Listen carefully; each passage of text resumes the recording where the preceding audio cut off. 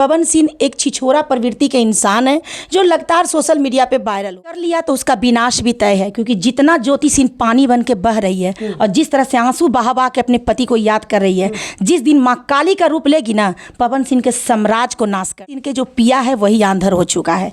और रह गई बात माँ की, माँ के कंट्रोल में अगर पवन सिंह होगा तब ना माँ संभाल। पवन सिंह का जो तलाक का मामला है वो काफ़ी दिन से चल रहा है। पवन सिंह के जो ऊपर केस चलता है उसमें हाजिर होते हैं, लेकिन ज्योति का जो मामला चलता है उसमें हाजिर नहीं होते। क्या कहिएगा इस बात?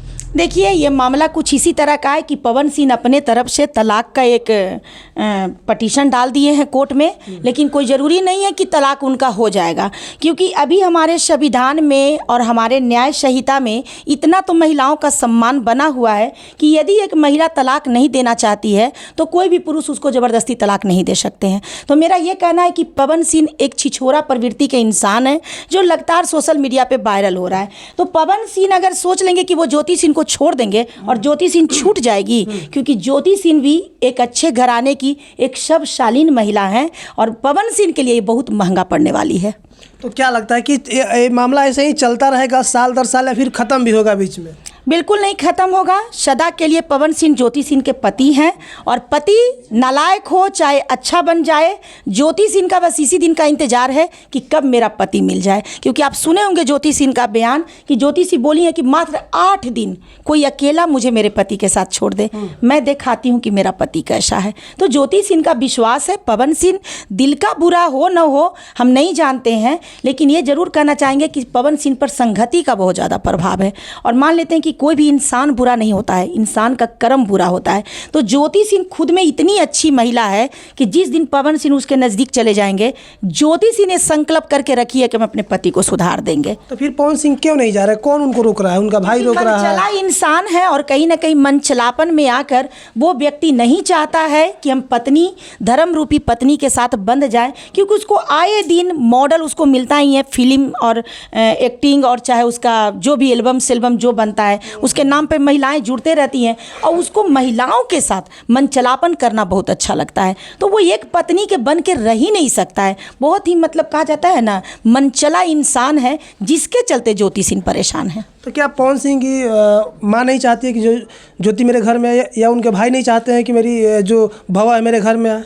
देखिए, कहा जाता है कि कापर करो सिंगार पिया मोर आंधर। सबसे बड़ा चीज़ क्या है कि आज ज्योति सिंह के जो पिया है वही आंधर हो चुका है।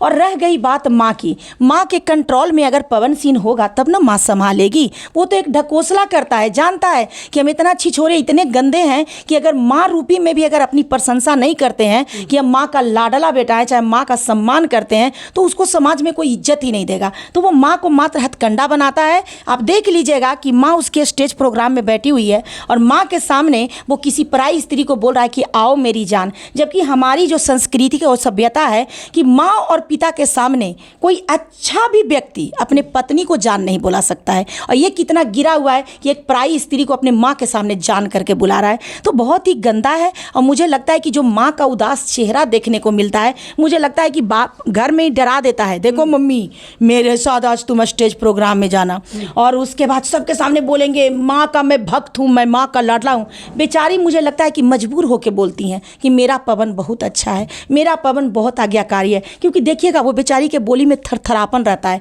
मुझे लगता है कि माँ के कंट्रोल में तीनों बेटा है ही नहीं।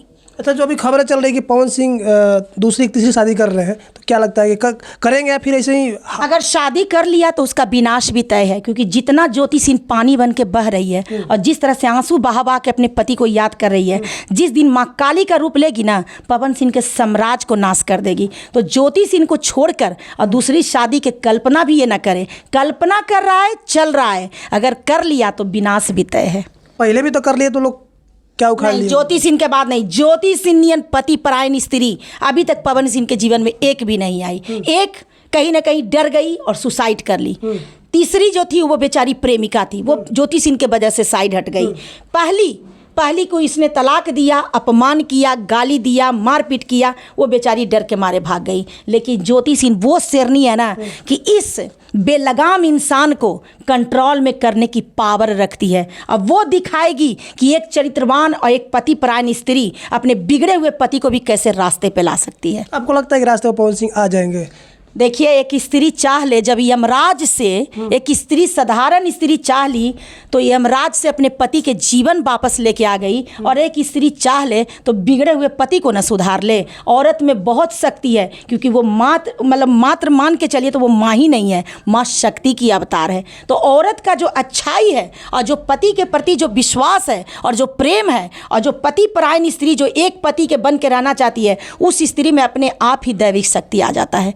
तो ज्योति सिंह बहुत महान स्त्री है और वो जानती है कि उसको आगे क्या करना है। अच्छा, महानता किस काम की? जब उसका पति उसका साथी ना, तो किस काम की महानता आएगी बताइए? पति साथ हो या ना हो, आप आज से इसके पहले इतिहास देख लीजिए कि अगर किसी महिला के मांग में सिंदूर भरते हुए उसका पति का निधन हो गया है, तो अच्छी अच्छी महिलाएं पूरे जीवन उसके नाम पे विधवा बन के जीवन बिताई हैं। आप ऐसी बहुत सारी महिलाओं का आप इतिहास देख लीजिएगा कि एक पति के सिवा वो दूसरे पति की कभी कल्पना भी नहीं कर पाई है। तो मेरा यह कहना है कि पति परायण स्त्री में बहुत शक्ति होता है। वो अगर चाहेगी ना तो सूर्य को भी वो उगने से रोक सकती है। पतिव्रत स्त्री में बहुत शक्ति होता है। कलयुग में ये संभव है, आपको लगता है? कलयुग किसे कहते हैं? ना कोई कलयुग है, ना सतयुग है, ना द्वापर है, ना त्रेता है। आपका सोच ही सारे युगों को प्रावधान करता है। जो व्यक्ति अच्छा कर्म कर रहे हैं वो सतयुग में जी रहे हैं, जो व्यक्ति गलत काम कर रहे हैं वो कलयुग में जी रहे हैं। तो मेरा यह कहना है कि आज भी इस युग में बहुत अच्छे लोग हैं जो अच्छे कर्म कर रहे हैं, जिनके वजह से यह धरती टिकी हुई है। जिस दिन सभी व्यक्ति पाप करने लगेंगे, ये धरती अपने आप सर्वनाश हो जाएगा।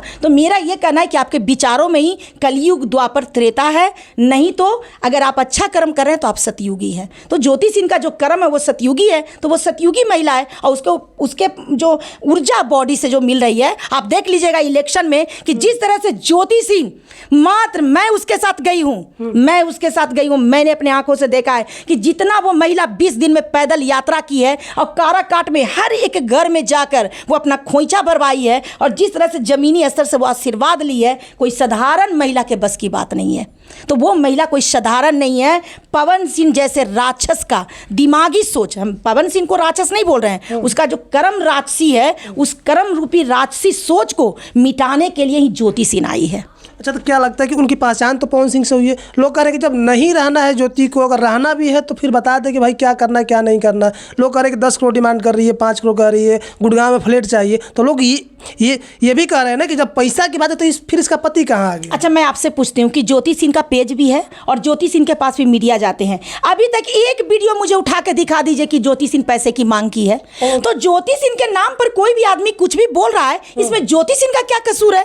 कोई भी आदमी कुछ बोल दे रहा है फंसाने के लिए। अभी तक ज्योति सिंह का एक भी बाइट आया है, एक भी बयान आया है कि ज्योति सिंह बोल रही है कि मुझे पैसा चाहिए? वो अपनी संपत्ति से पैसा क्यों लेगी? जितना पवन सिंह का संपत्ति है टोटल ज्योति सिंह का है, अपने संपत्ति से वो क्यों मांग करेगी? उसको जब इच्छा, जिस दिन उसको इच्छा हो जाएगा, पवन सिंह के घर में जाके अधिकार से रहने वाली वो वीरांगना है, तो उसकी पर्तन लोग नहीं कर सकते हैं और उसको गिराने के लिए इस तरह के हथकंडा बना रहे हैं, पैसे पैसे, लेकिन वो पैसे की कोई मांग नहीं कर रही है। लेकिन पवन सिंह का वकील जो है वो कह रहे हैं कि पहले 5 करोड़ मांगती थी, लेकिन अब 3 करोड़ बोली है, और उसके बाद बोली है कि हमको गुड़गांव में एक बंगला चाहिए। नहीं, वो वकील मुझे लगता है कि पवन सिंह से कुछ खा लिए हैं और ज्योति सिंह को बदनाम करने के लिए वक्तव्य दे रहे हैं। क्यों? वकील क्यों बोलेंगे?